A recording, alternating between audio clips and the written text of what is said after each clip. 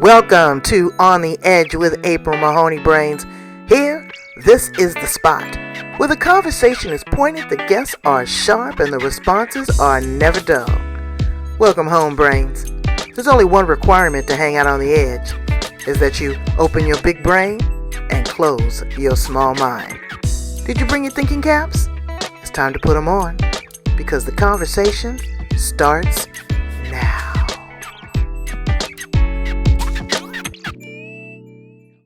Welcome to On the Edge with April Mahoney Brains. We are up early here in California and up early there. Now, you are in Atlanta, Dr. Sharon?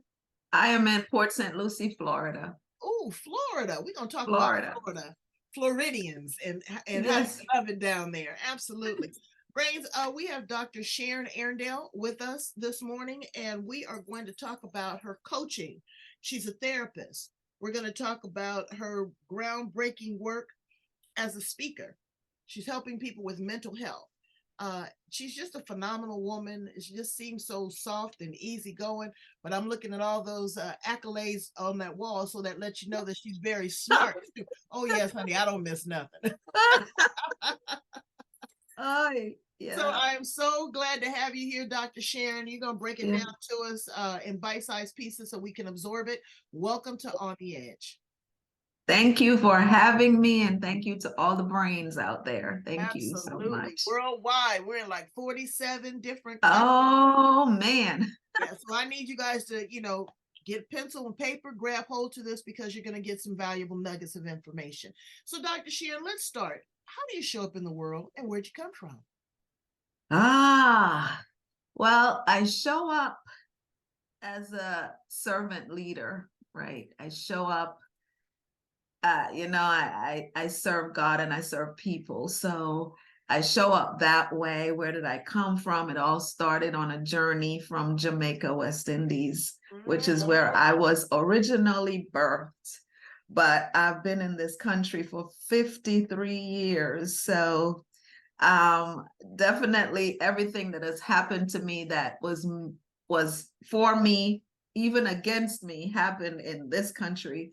And so that's where I'm from, and that's what I'm about. I do a lot of things, but that's what I'm about. And whenever I get to talk about it, that I just talk about what has happened to me, give a little bit of my story. And everybody has one. Everybody has a story. Everybody's got a story and a testimony. Yeah. Willing to share it. Yeah. I love the culture of Jamaica. When we went there, it is like embedded in the people that live there to be of service. Everything is all right. I don't care if it's storming, if you hungry, you don't have no shoes, there's just blew off your house. No worries, lady. No worries, my lady. No worries. Cool runnings. And it is a beautiful thing because it levels you out. Everybody is on this fight or flight syndrome. I talk to every other person and they're experiencing anxiety or the ugliness in the world and all the negativity that's going on. But there is still some beauty in the world. So you go out and you speak to individuals on your platform. Where do you start? You start with your story, or? I tend to start with some kind of joke, something to get everybody relaxed, because usually the topics that I talk about are not very relaxing. So I try to get people relaxed before I start jumping into talking about, for instance, mental health. Not too many people want to hear about that, and what to download, upload, sideload, delete, all of that in order to get to the core of who you are requires a lot of movement and a lot of serious movement. So I tend to talk a little bit about what has happened to me. Like, recently I spoke in San Diego, and you didn't call me? I can't believe it. I didn't know you then. Oh, but you gotta come on back. I could treat you like a queen here. Yes, ma'am. Well, most of my children and my grandchildren live in San Diego, so you have to come I back. get to go. And it was that time when you guys thought San Diego thought they were going to have a hurricane, And when I stood up, I said, well, I come from a hurricane state and I've been through a hurricane. So I brought it with me. And, it kind of lightens up the room. It lightens up the atmosphere for people to digest what's going to come next. And so that's basically what I do when I speak. My topics are varied depending on where I'm speaking. You talk about mental health. I'm going to tell you, mental health is scary. Yes. And let's be real. Everybody's got a tick. Mm-hmm. Everybody's got a tick. Everybody's got one. Everybody's got trauma. Mm-hmm. So don't think that you are untouched. Everybody is touched with something. That's right. But it's how you process it. That's right. And that's what I had to tell myself when I woke up at 60 years old. I said, you know what, April? You have to really realize. And yeah, it took me 60 years to figure it out, brains. But it's how you process stuff. Is it really that important? Is it that significant? Is it going to change your life? Is it for the better? Does it no longer serve you? Because I'm not going to live these last few days. The Bible tells me we get 70, okay? And I'm on 60. So if I get these next 10 and riding on grace, you best to believe I'm going to be gentle with myself. Yeah. But we don't know how to accept individuals that have really deep-rooted mental illness because you don't know where they are. Matter of fact, they don't know where they are. We do sit in judgment. It's not something you can see. You can be empathetic with a scar, with a patch, with a broken arm, but with someone that has multiple personalities or severe depression or potentially suicide, how do we, as individuals that don't have that severity, how do we show compassion? You have to remind yourself that these are people, and that could easily be me, right? Easily. I don't know about you, but it could be easily be me. You're 60, I'm 64. And so it could easily be me, because for a long time I was just sitting around in my mud and in my mess and in my ashes and couldn't get up, in the mornings thinking, wow, I think God forgot about me, just sitting there, nowhere to live at one point of my own. And so, you could literally get stuck there. I literally have friends who are stuck there, just stuck there. And if you get stuck there long enough, it becomes depression, anxiety, frustration, doubt, and then it starts piling up in your brain and in your mind, and you start talking about it. You're calling it yours. People say my depression, my anxiety, my divorce, my this. So now you've claimed it. It has become yours, and it leads to other things. And when we see people walking around looking like they have a tick or something, it could have started with just that. Right. They just couldn't process. And what people don't understand is, okay, maybe I have not experienced that for 60 years. But again, if I'm riding on that grace, you don't know what's going to happen the next 10. You got dementia, you got Alzheimer's, you could have a major traumatic event that happens in your life. So don't ever think that you are unscathed and that you're That's right. That's right. At any time. You also talk on leadership. That's a big topic nowadays. Yeah. What does a leader look like? You can't, in my opinion, you can't be a good leader if you've never been a follower. Never followed. Yeah. You have and you have to appreciate the people that have come before you, but also what is it that you're pouring into the individuals that come after you? Talk to us a little bit about leadership. I call myself a servant leader, right? Because I believe you have to be willing to serve in order to truly lead. I currently sit under two young women. I call them young, so younger than me, but I listen to them because I know they know their stuff, and I want to know my stuff better. So I'm learning, right? But then I get to sit with others that are sitting under me, and they're learning. So it's a trickle-down effect as far as leaders. Leaders train other people to become leaders, and those leaders impact the lives of other people. So it's not enough to just say, I'm a leader.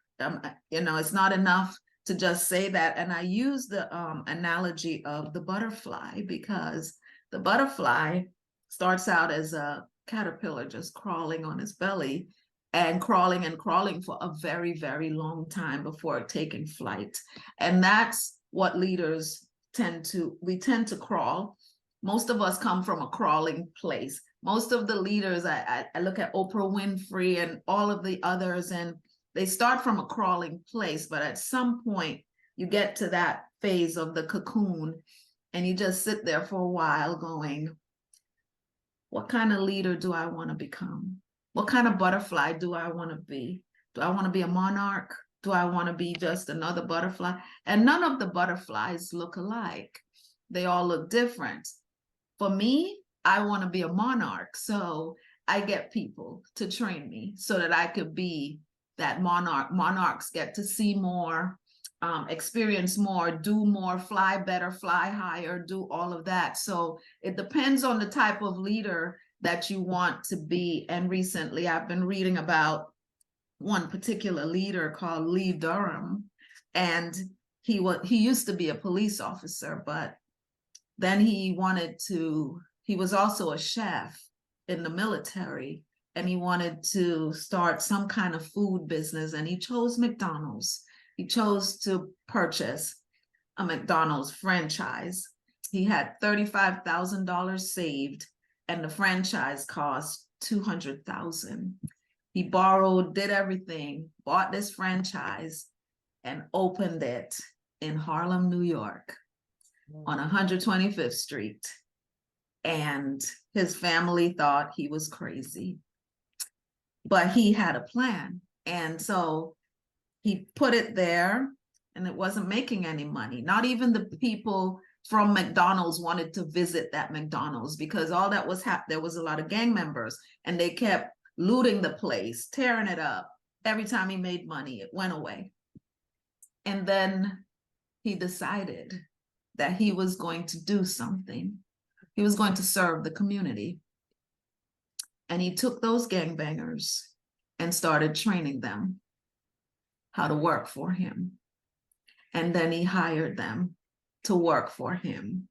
And that McDonald's that year came out with $1.4 million that year. I mean, by the time he passed away, he had owned 5 of them with 540 employees. Most of them were still those gangbangers. And so what we see happening is that he sat in that cocoon, restless. These people are getting them, what am I going to do with these gangs? What am I going to? And then he came out and he flew into the faces of these gangbangers. And at the end of the day, he became a millionaire, and it wasn't because he I don't think he had in his, well, I'm going to be a millionaire. Maybe that was one of his thoughts. That wasn't but his no. And what leaders have to understand is that leadership fluctuates. Mm-hmm. It is dependent upon the people, again, that you serve, what their needs are. I mean, we look at the political climate right now. I'm not pleased with any of them. I ain't been pleased with any of them for a long time. Oh, However, the thing is I think they should all just leave and get a whole new crew. The millennials have a different conversation. They have a different want. They have a different desire. They don't want the big $1 million house. They don't want the Rolls Royce. They want a smart car. They want to be able to work from home, from their device. Leadership is leading people to motivate themselves, to be inspired, to learn to be happy, or to learn to just be content. Because happiness is a high that people are always chasing too. What's the next new shiny object that's going to make me happy? What's going to make me smile? How am I going to get that band? How am I going to get that brand new purse? It's not about that. It's about settling into the spirit. It's about settling into what God has designed and created. And that leads me into your preaching. So you have leadership. You also work with mental health. but you also do it under the covenant. How did you become, you know, A in pastor? ministry? Yes. Yes. How did I become a pastor? All these loaded questions. I I became a pastor not wanting to become a pastor. That normally happens when you're called. Yeah. It's like, huh? Me? Not me. You got the wrong number, God. You know, when I was younger, I would watch everybody because I grew up in the church and I would watch all that. And that wasn't one thing that I aspired to. I knew I wanted to be a leader, but not like that. And so in I think it was 2015 or 16, one of those years, somebody asked me to speak at a pastor's appreciation. And I said, me? I I am going to speak at the pastor's. Yeah, we want you to speak. And God gave me a message called The Shepherd's Call. And when I went and started investigating this call, I said, man, this is scary because a lot of the shepherds don't even understand the call. That's right. And, you know, I wrote a little manual that I gave to all of them and kind of spoke from it. And then I went to California and I was at a church and I was selling that little manual because it became like a book kind of thing. And this man was there, Apostle Samuel Beasley, who is my covering right now. And he looked at it and he said, huh, that's all you got? Give me more. Give me more, girl. I know you got more than that. And I went off with my tail between my legs and I started to research and research again. And it became a book. And he actually was one of the people endorsing this book. But as I was writing it, I felt like, oh, this is a call for me to be a pastor. And so I reached out to him and some other pastors that I knew for my training. And they proceeded to train this renegade. I'm like a Peter, right? I'm a renegade. Tell me why, tell me how, that's me. Right. And so in July 26, 2019, he actually ordained me a pastor. And he said to me, so where are you going to have your church? And I never really thought about that part. I never really thought about, oh, you need a church with a pulpit. No, that was not, obviously, look at me. That was not me. And so, I went and I said to him, I think I'm supposed to pastor a church without walls. And he goes, what does that look like? I said, let me think about it because I don't really know. I don't really know what that looks like. And then COVID happened. And people kept calling me and asking me to say something. And I hated social media. I hated all of this. And as I sat down and I looked out into nothingness, and my assistant was there, she goes, oh, church beyond the walls. And so that's what I've been doing ever since, is just, I am on a pastoral board at an actual church. I don't speak there often. I'm on the board. I give my stuff, but most of my speaking is done beyond the walls of a church. And that's what I do. That's what Jesus did. He wasn't in a building. Yeah. He walked the streets. He was a pauper. And so that is what you have to be among the people. That is where ministry needs to be. Everybody's not going to come in. But once you extend yourself and go out, they tether to that. They appreciate that. You take all this wisdom, experience, and you put it inside of a book. Do you have your book there? Yeah. One of them. This most recent one. Oh, that is beautiful. Armored and Victorious. Armor and Victorious. What could we look forward to when we purchase a copy of that? My story. It's actually the sequel to the beginning of my story. The beginning of my story is called Weapons for Victory, Memoirs of a Perfect Storm, based on the fact that I had to swim out of a storm with my children to safety. And at the end of the day, became a single mom. But this one takes you beyond that to when I actually cross over, my crossover season. And it became a #1 bestseller. So I'm very proud of this one. I'm proud of all of them, but this one in particular took me to some places I had to go back in order to go forward. And at the end of the day, it's been really helping people to understand that they too can cross over and become. Exactly. Would you like to read us a little excerpt? Okay, let's see. Okay, this is chapter 5, and it's called The Aftershock of Stillness. And I started with a scripture from the book of Job, Job 13:14-16 in the Amplified Version says, "Why do I take my flesh in my teeth and put my life in my hands? Though he slay me, yet will I trust him. Even so, I will defend my own ways before him. He also shall be my salvation, for a hypocrite could not come before him."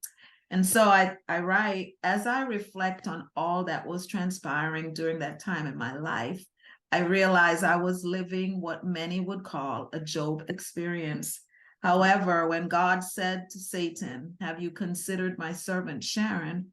I don't think I was referred to as blameless. I had made so many mistakes in my life up to that point. It was meaningless to think I was blameless. Though not blameless, God knew my heart and that I wanted to trust him with my life, regardless of how bent out of shape it had become.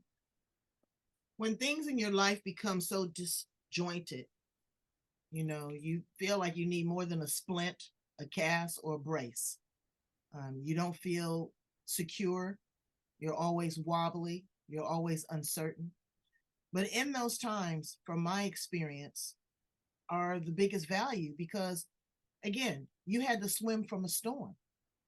You had to rise like the phoenix from the ashes and rebuild yourself. But if you never had to go through that, you wouldn't know what it is on the other side. You wouldn't know what victory feels like, smells like, tastes like. You wouldn't know the challenges and you wouldn't appreciate it.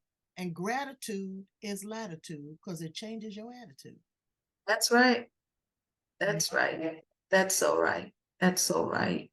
So you are the author of not one, but 8 books.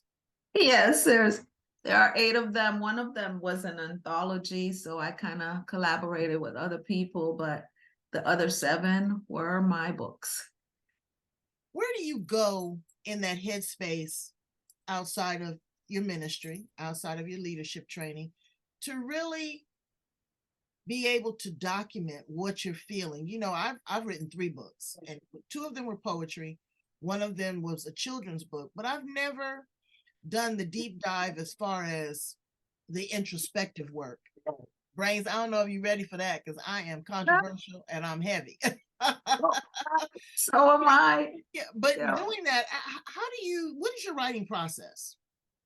I keep journals and I have a lot of them. And for these, I actually just reverted to my journals to remind me of that space. Sometimes in the journals, I realized in that space I was broken. So in order to write from a place of victory, you have to change the narrative because it's no longer the same. It's no longer feeling, oh, poor me. Blah, blah, blah.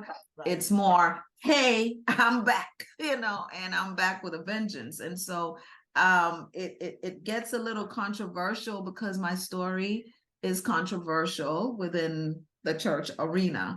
So, I wrote it, I write it from my heart space. And when I'm done, I'm free. I'm not writing it for me. Right. I already lived it. I've already lived it. I'm not writing it for me. I'm writing it for you. So when you read it, don't read it, oh my gosh, I can't believe that happened to Dr. Sharon. Oh my God. Oh my, no, it's for you, because I've crossed over and I'm not going back ever. Exactly. Yeah. So before we conclude, this is my favorite part of the interview. I love to ask some fun questions. Okay. Okay. Dr. Sharon, if you were an appliance in the kitchen, Oh, what appliance would you be and why? oh my Lord. What appliance would I be? A stove. A stove? Yes, ma'am, because at the end of the day, you get a meal from that. A stove can give you something solid to keep you alive. And so I would be a stove. Never thought about it before. I'm a stove. I think today I'd be a dishwasher. Dishwasher. I'd be a dishwasher, number one, because I want to keep it clean. Keep it clean. I want to be efficient, but I also want to serve. Yeah. Yeah. Yeah. So that would be good. If you had, well, I know you do, what is your superpower? My superpower is, I always have to think hard on that. My superpower is service, because I like to serve people. I've always liked to serve people. Even when nobody was calling me to serve, I was serving. So that's my superpower. And I think that's why I gravitated to that man's story, because and this morning, my husband said, well, if you could do anything, knowing that God would be okay with it, that it would blow up, what would you do? And I said, I would own a company and I would hire people with skills right from off the street, just like that man did, because that would be my service to them. And in return, they get to do service for me as well.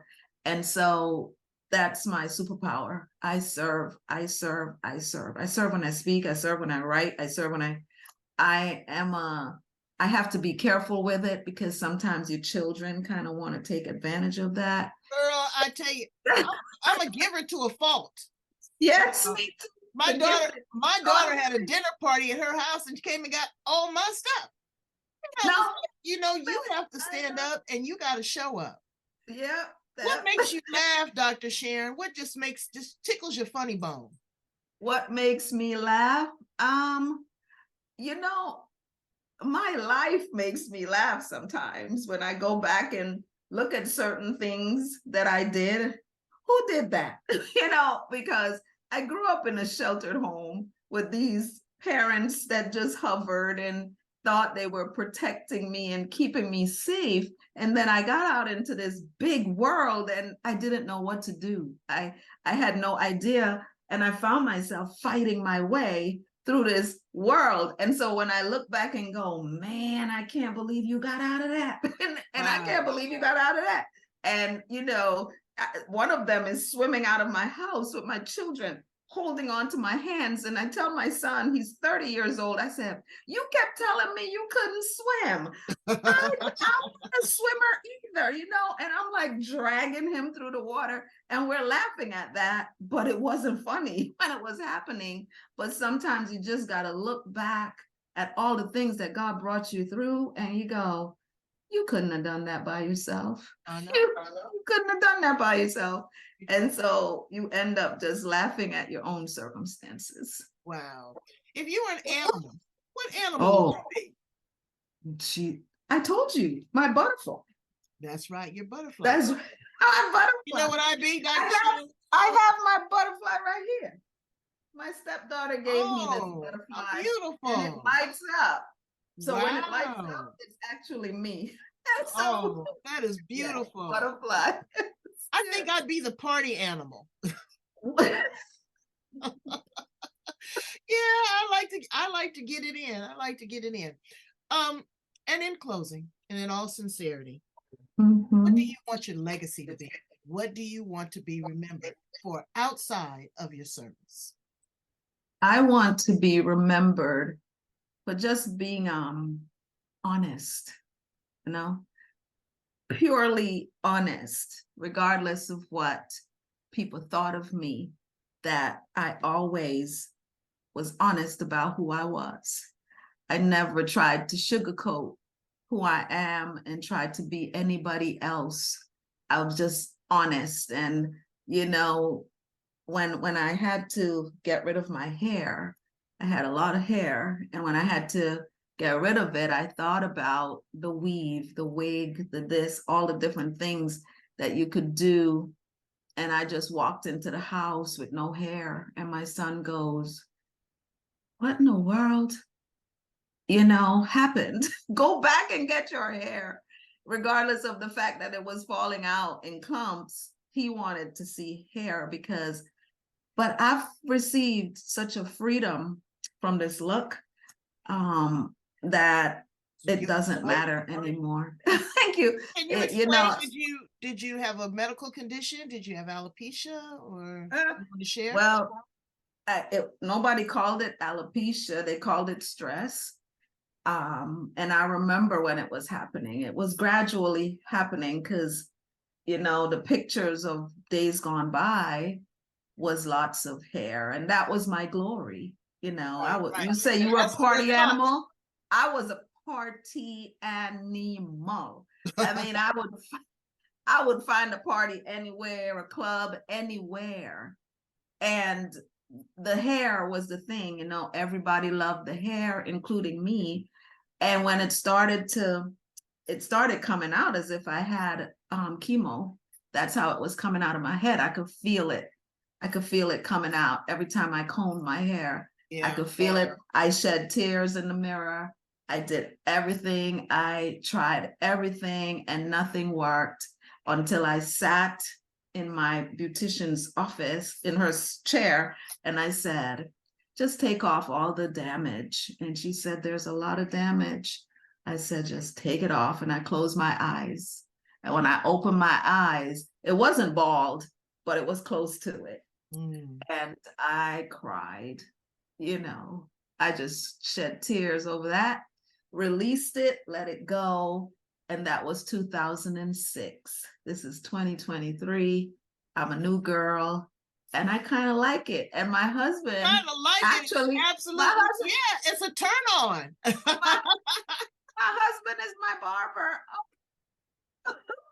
It is, it's a turn on. My hair is getting a little thinner.